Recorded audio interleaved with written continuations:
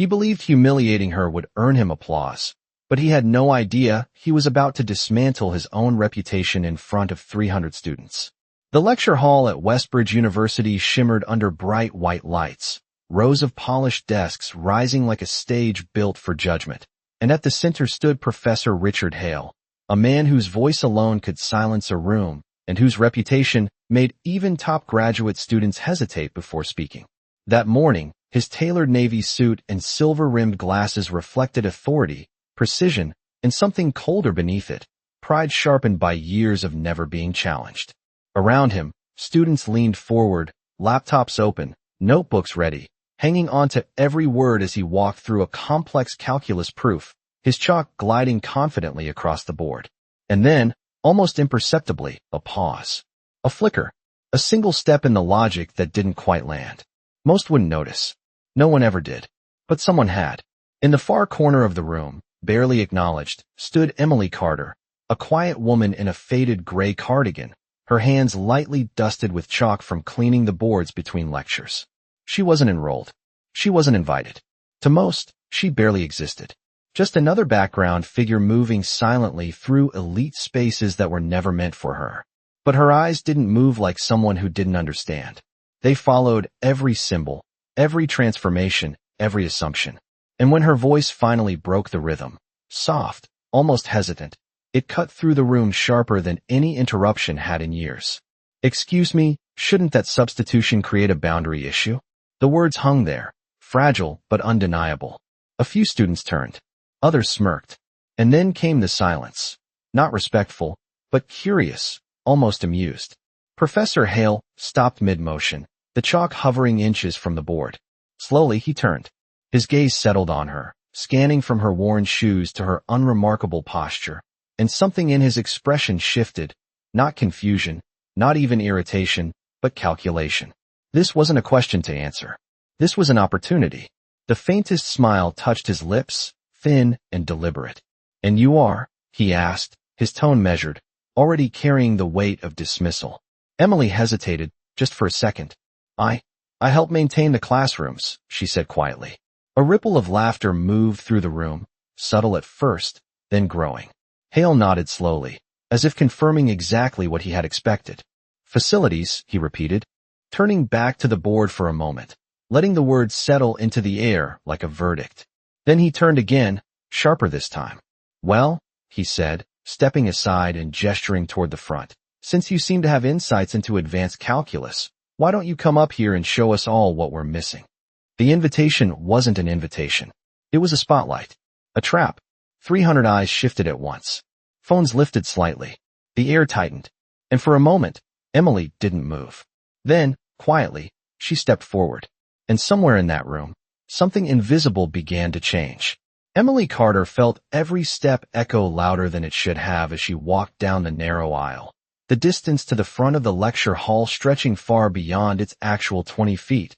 And with each step, the quiet murmurs grew sharper, more defined, until they blended into a low hum of expectation and disbelief, because to everyone watching, this was not a moment of curiosity, but a spectacle unfolding in real time. And Professor Richard Hale stood waiting with the patience of someone who believed the outcome was already decided, his hand resting lightly on the edge of the desk, his posture relaxed, almost amused, as if he had set a stage and was now simply waiting for the performance to confirm what he already knew. And when Emily finally reached the front, she paused just beside the chalkboard, not touching it yet, her eyes briefly scanning the equation written across it, and Hale tilted his head slightly, watching her the way one might observe an experiment about to fail. "Take your time," he said, his voice carrying across the room with a calm that felt rehearsed. "We would not want to rush expertise," and a few scattered laughs followed, not loud but enough to press against the silence that surrounded her, enough to remind her exactly where she stood in their eyes. And for a moment, her fingers tightened at her sides, not out of fear, but something deeper, something quieter, as if she were measuring not the difficulty of the problem, but the weight of the moment itself. And behind her, the room settled into a kind of anticipatory stillness, the kind that comes just before something breaks or proves itself. And Hale stepped slightly aside, giving her full view of the board, of the symbols, of the assumptions embedded within them.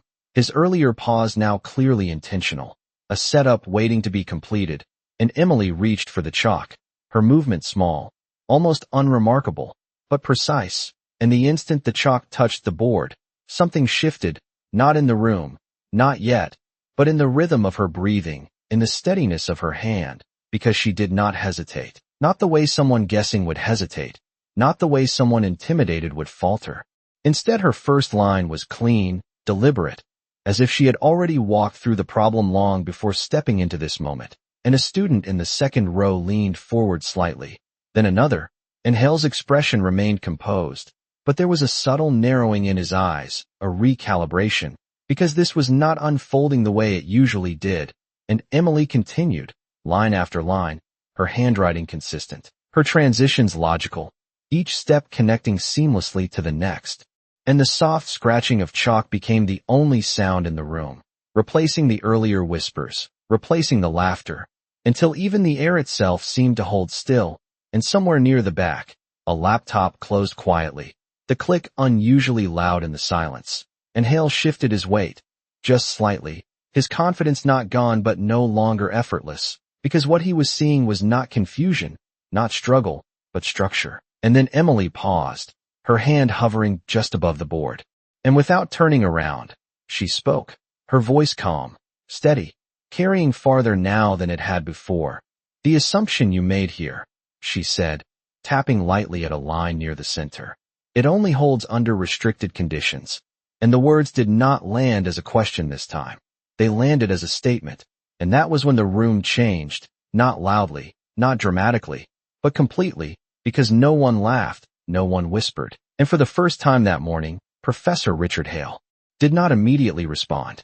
Professor Richard Hale's silence stretched just a fraction too long, and in a room trained to follow his rhythm, that fraction felt like a fracture, subtle but undeniable, and when he finally stepped closer to the board, his expression had changed in a way only the most observant could detect, the easy confidence still there, but tightened now, refined into something more controlled, more cautious, as his eyes traced the line Emily had pointed to, and for a brief moment, he said nothing, which alone was enough to shift the weight of the room, because this was a man who always had an answer, always had a correction ready, and yet here he stood, examining, recalculating, and behind him, the students who had laughed just minutes earlier now leaned forward in silence, their attention no longer casual but fixed, searching, trying to understand what exactly they were witnessing, and Emily did not turn around.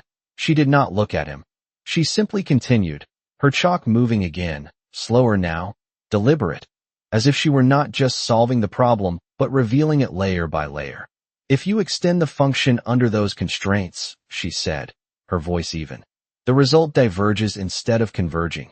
And she wrote the next step with clarity that left no room for ambiguity, each symbol placed with intention, each transition seamless, and somewhere near the front row, a student's brow furrowed, then lifted, recognition dawning in real time, followed by another, and then another, like a quiet wave moving through the room. And Hale straightened slightly, his hand moving to adjust his glasses, a small gesture, almost reflexive, but it betrayed something deeper, because what Emily was doing was not guesswork, it was not memorization, it was understanding, and it was unfolding in front of him without hesitation, without the usual markers of uncertainty. And when she stepped slightly to the side, giving the board back to the room, the full structure of her solution came into view, clean, elegant, and more importantly, correct, not just in outcome but in method. And that was when the silence deepened, no longer expectant but heavy, because the implication was no longer subtle, it was visible, undeniable, and Hale opened his mouth as if to respond, then paused, his gaze moving across the equations again, searching, not for confirmation but for error, for something to reclaim control. But the logic held, each step reinforcing the next, and in the back of the room, someone whispered, not mockery this time but disbelief, quickly hushed by the stillness surrounding it. And Emily finally turned, not fully, just enough to face the room, her expression calm, unguarded, as if what she had done required no performance, no acknowledgement, and her eyes met Hale's for the first time since stepping forward, steady, unwavering. And in that brief exchange, something shifted that could not be undone.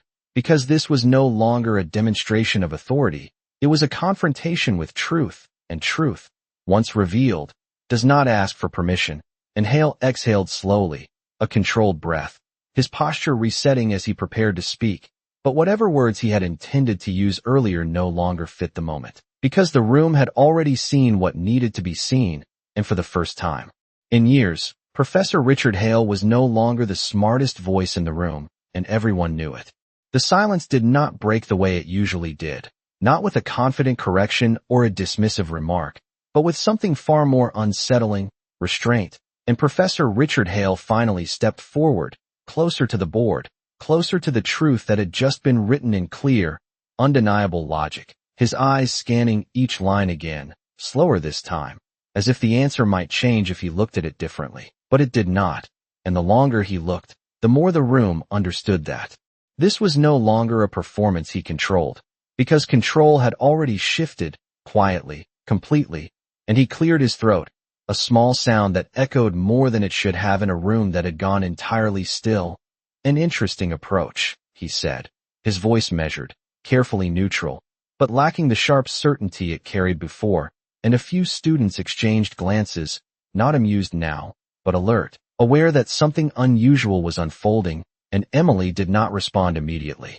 She simply stood there, calm, her hands resting loosely at her sides, not claiming victory, not seeking recognition, and that absence of reaction only deepened the tension, because it left Hale with nothing to push against, no emotion to dismiss, no arrogance to challenge, only the work itself, and work, when it is correct, does not argue, and he reached for the chalk again, almost instinctively, as if reclaiming the board might restore the balance, and he added a line, a small adjustment, an attempt to reframe the path.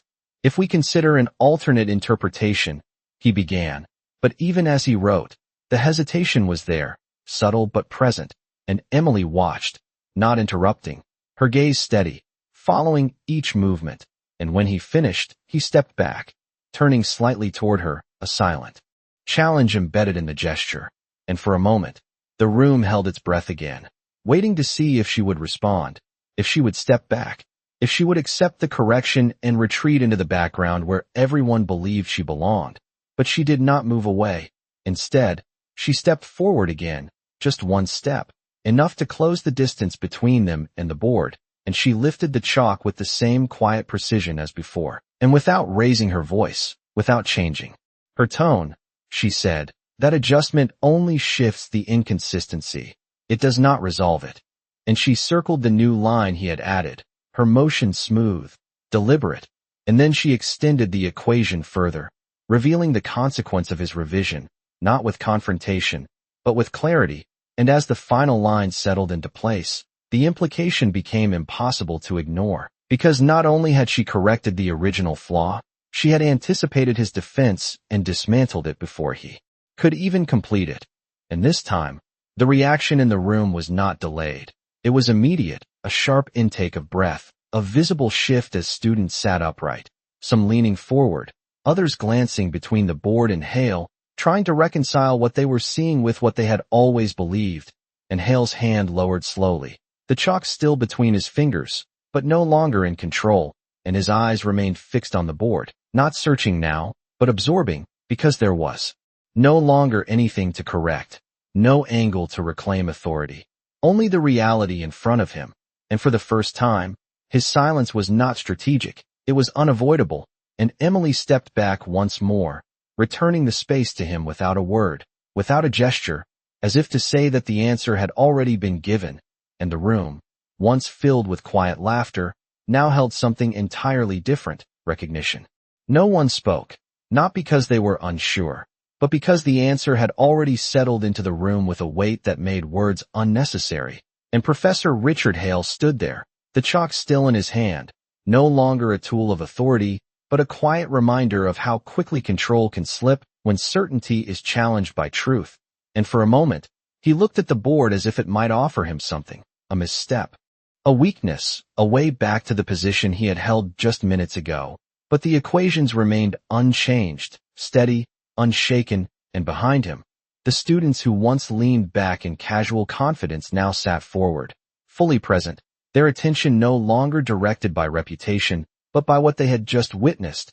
And it was in that shift that the real impact revealed itself, because respect had moved, silently, from title to substance, from assumption to proof, and Hale finally set the chalk down, the small sound of it touching the ledge echoing more than expected in the stillness.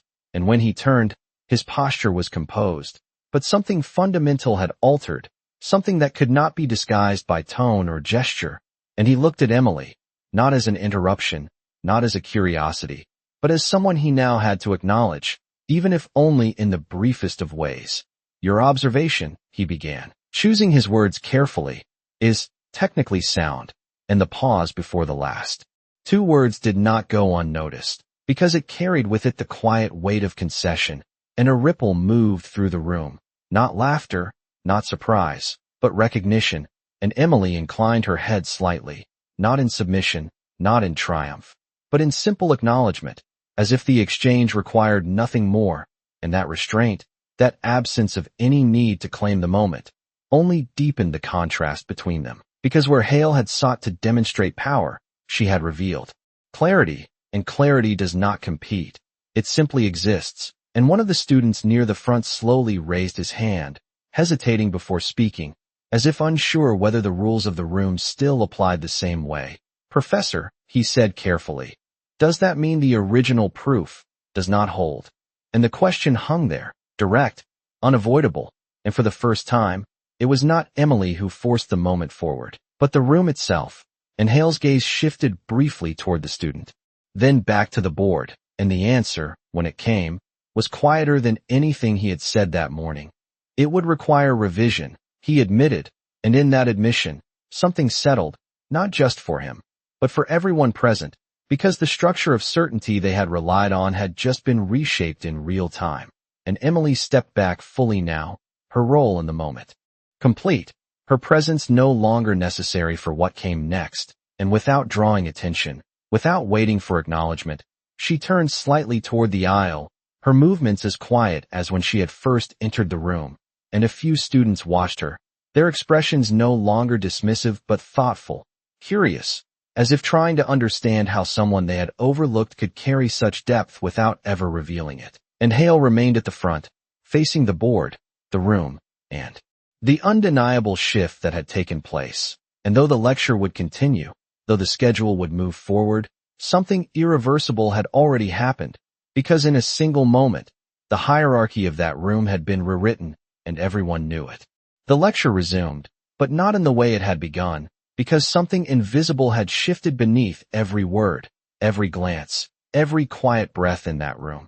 And Professor Richard Hale turned back to the board, erasing a section of his earlier work with controlled movements, each stroke of the eraser slower than before, more deliberate, as if he were not just clearing equations but recalibrating his authority in real time. And the faint squeak against the board echoed through the silence. No longer background noise, but a reminder that even certainty could be rewritten. And when he spoke again, his tone remained steady, but the edge of absolute confidence had softened, replaced by something more measured, more careful. Let us reconsider the framework, he said. And the words, though simple, carried a weight that had not been there before, because now they were not instructions, they were adjustments, and the students noticed, even if they could not fully articulate it, because their attention had changed, no longer passive, no longer unquestioning, but engaged, alert, and subtly divided between the authority at the front and the quiet figure who had just walked away. And in the aisle, Emily Carter moved with the same quiet presence she had always carried, her footsteps soft, her posture unchanged, as if nothing extraordinary had occurred, yet every pair of eyes that followed her told a different story, because she was no longer invisible, not after what they had seen, not after what she had revealed without ever trying to. And a student near the back hesitated before speaking, his voice low but clear enough to reach across the room. Who is she? And the question did not carry mockery or dismissal, only genuine curiosity, and no one answered immediately, because no one knew, not really, and that absence of knowledge only deepened the impact of the moment, because it meant that what had just happened could not be explained away by titles or credentials. It stood on its own, undeniable, and at the front, Hale paused again, just briefly, as if he had heard the question but chose not to acknowledge it, his focus returning to the revised equations, though his movements now carried a precision that bordered on caution, and he began to rebuild the proof step by step, this time accounting for the inconsistency that had been exposed, his voice guiding the process, but no longer dominating it, because now, every line he wrote was being watched differently, examined, measured, and behind him, the room no longer leaned on his authority alone, they leaned on understanding. And that shift, subtle as it was, could not be undone, and Emily reached the doorway, her hand resting briefly on the frame as she paused, not to look back, not to seek acknowledgement, but simply to allow the moment to settle fully behind her. And then she stepped out into the hallway, the door closing softly, the sound barely audible, yet somehow final, as if it marked the end of something larger than a single lecture, and inside, the room remained quiet for a moment longer than necessary, the kind of quiet that lingers after truth has been revealed. And though the class would continue, though notes would be taken and schedules followed, the memory of what had just happened would remain, not as a disruption, but as a recalibration, because from that point forward, every assumption in that room would carry a question beneath it, and every voice, no matter how quiet, would hold the possibility of changing everything. The hallway outside the lecture hall felt quieter than it should have, the kind of quiet that follows something unresolved, and Emily Carter walked through it with the same steady pace, her steps measured, her expression unchanged, as if the weight of what had just happened had already settled somewhere deeper than reaction, and the fluorescent lights above cast a soft, even glow across the polished floor, reflecting a figure that most people would have passed without a second glance. Yet today, that invisibility no longer held, because inside that room, something had shifted not only in perception but in truth itself, and behind her, the lecture continued, but not in isolation, because the impact had already begun to ripple outward, carried in quiet conversations, in glances exchanged between students who had witnessed something they could not easily explain, and back inside, Professor Richard Hale moved through the revised proof, his voice steady, but now every sentence carried a subtle awareness, a careful precision that had not been there before, as if each word had to pass through a new filter, one shaped not by authority but by scrutiny, and the students followed, but not blindly, their eyes moving between the board and their notes, their attention sharpened, their trust no longer automatic, and in the second row, a student who had laughed earlier now sat completely still, his pen hovering above the page as he replayed the moment in his mind, the clarity of her explanation, the ease of her reasoning, and the realization that knowledge did not always announce itself the way they had been taught to expect.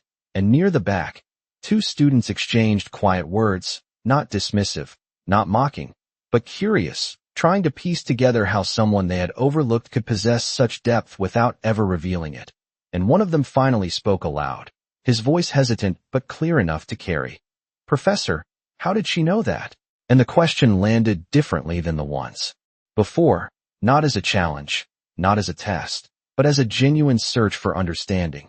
And Hale paused again, just briefly, the smallest hesitation, and for a moment, it seemed as though he might deflect, might redirect, might restore the structure that had always placed him at the center of knowledge. But instead, he chose something else, something quieter.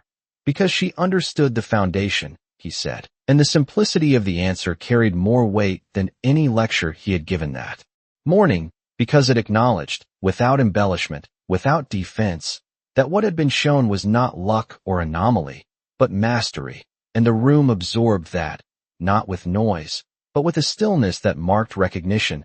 And outside, Emily continued down the corridor, her path leading her away from the room, away from the attention that had briefly found her, and she paused near a window where sunlight filtered through the glass, casting a soft pattern across the floor, and for a moment, she allowed herself a quiet breath, not of relief, not of triumph, but of completion, as if a chapter she had not intended to reopen had briefly surfaced, revealed its truth, and then settled again, and she adjusted the sleeve of her cardigan, the simple gesture grounding her back into the life she had chosen, and then she moved on, disappearing around the corner, leaving behind a space that felt different simply because she had passed through it. And back in the lecture hall, the equations remained on the board, unchanged, but the meaning behind them had shifted, because now they carried the memory of the moment they had been challenged, corrected, and understood, and that memory would not fade easily, because it had rewritten something deeper than a proof. It had rewritten the way everyone in that room would listen from that point forward. By the time the lecture ended, no one rushed to pack their bags the way they usually did, because something in that room had lingered beyond the final equation, something unspoken but fully understood, and as notebooks slowly closed and chairs shifted, the conversations that followed were quieter than normal, more focused, as if everyone was trying to process not just what they had learned, but what they had witnessed. And near the front, a small group of students gathered, their voices low but urgent, replaying each step Emily had written, tracing the logic again as if confirming that what they saw was real, and one of them shook his head slightly. "She did not even hesitate," he said, and another replied, "That was not just knowledge, that was experience." And those words settled into the group with a kind of weight that carried beyond the moment, because it meant that what had happened could not be dismissed as chance. And across the room, Professor Richard Hale remained by the board longer than usual, his notes unfinished, his movements slower, as if he were still recalibrating something internal, something deeper than the lecture itself. And a few students approached him cautiously, not with the usual confidence, but with a new kind of curiosity. "Professor," one of them asked, "have you seen her before?" And Hale paused before answering, his gaze briefly shifting toward the doorway where she had exited, and for a moment, there was no immediate response. Not because he did not hear the question, but because the answer was no longer simple. And when he finally spoke, his voice was quieter than expected. "No," he said, and that single word carried more weight than any explanation could have, because it revealed that even he, with all his certainty, had overlooked something significant. And outside the classroom, the hallway had returned to its usual rhythm, students passing by, conversations blending into the background. But for those who had been inside, everything felt slightly altered, as if the world had shifted just enough to reveal something they had not noticed before. And near the far end of the corridor, Emily Carter continued her work, her hands moving methodically as she organized supplies on a small cart, her posture calm, her focus steady, and if someone had passed her at that moment, they might have seen nothing unusual, nothing remarkable, just a quiet woman doing her job. But for those who knew, for those who had seen what she was capable of, that image no longer held the same meaning, because now it carried a depth that could not be unseen. And a student from the lecture slowed as he walked past her, hesitating for a second as if deciding whether to speak, and then he stopped, turning slightly toward her. "Excuse me," he said, his voice respectful, careful. "That what you did in there? How did you learn all that?" And Emily looked up, her expression calm, unchanged, as if the question itself was not unexpected, and for a moment, she considered it, not searching for an answer, but choosing how much of it to give, and then she offered a small, almost imperceptible smile. "I spent a long time studying," she said simply, and there was no elaboration, no need to explain further, because the truth of it was already evident, and the student nodded slowly, absorbing the answer, understanding that there was more behind it than words could capture. And as he walked away, he glanced back once more, not out of curiosity now, but out of respect, and Emily returned to her work, her movements steady, her presence quiet, as if the moment in the lecture hall had been just that, a moment, something that did not need to be repeated or expanded, because its purpose had already been fulfilled. And inside the classroom, the board still held the corrected proof, untouched since the final line had been written, and though the next class would eventually erase it, the memory of how it came to be would remain, not as a disruption, but as a reminder, because sometimes the most important lessons are not the ones planned, but the ones revealed when someone finally speaks, and the room, even in its emptiness, seemed to hold on to that truth a little longer. The next morning, the lecture hall filled again with the familiar rhythm of students settling into their seats, but something in the air felt different, quieter, more attentive, as if the room itself remembered what had happened and was waiting to see what would come next. And when Professor Richard Hale entered, his presence still carried authority, but it no longer moved unquestioned through the space, because now every movement, every word, was observed with a new awareness, and he placed his notes on the desk, pausing for just a moment as his eyes moved across the room, not searching for attention, but acknowledging, in a subtle way, that the room had changed, and without announcement, without explanation, he turned to the board and began writing, his handwriting precise as always, but his approach different, because this time, there was no rush to impress, no subtle display of superiority, only clarity. And when he spoke, his voice carried a steadiness that felt earned rather than assumed.